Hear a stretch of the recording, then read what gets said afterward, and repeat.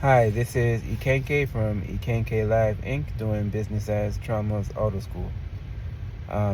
We've already done a couple of videos.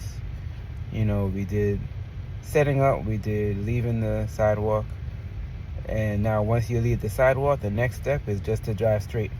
And some people don't understand that driving straight is a skill you have to develop, right? The car doesn't want to go straight because it's following the contours of the road, and the road is not perfectly flat. So when the road dips and has some of the imperfections are purposeful, some of them are not. But when the road angles and dips and has ripples and things like that, the car is following all of that. And so when the road tilts, the car tilts with the road, right? So unless you want the car to go off the road, you have to be able to control your hands properly to keep the car going straight. The car will not always go straight on its own, right? And this is what we're going to demonstrate today. Again, this is my son with me. We already did the pulling out part. We pulled over again, so we'll just kind of rush through the pulling out. Gear, signal, wheel, mirror, and blind spot. And then you check. And now you have to straighten out. Alright? And now. Okay. Now we're going straight. Go ahead. This is an always stop. You look both ways. Alright? And if you look very carefully at the road, you see that it's kind of slanted and it has little tilts in it, little dips. Full stop at the line. As soon as the line disappears, you look both ways. And if you're here first, you go first. That's an always stop.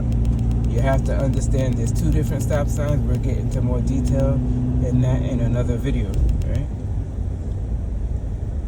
So we're stopping at the line. You look both ways. We're the first car. There's no pedestrians. You continue.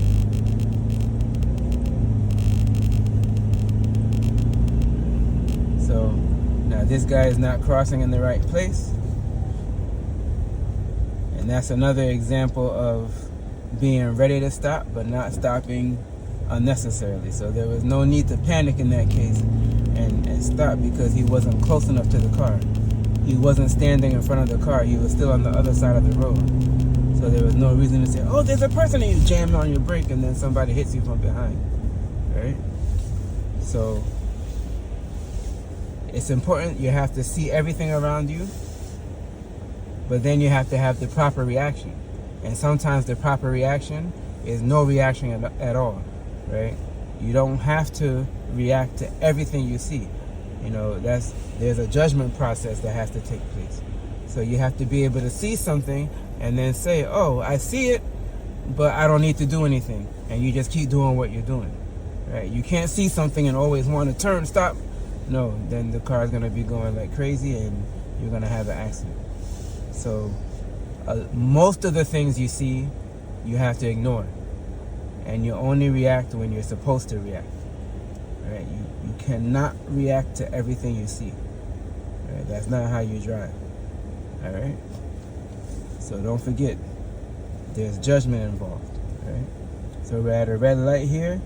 So you have to understand the different types of control devices. You have regular stop signs, you have always stop signs, you have traffic lights. They all have their own set of rules. You cannot mix them up.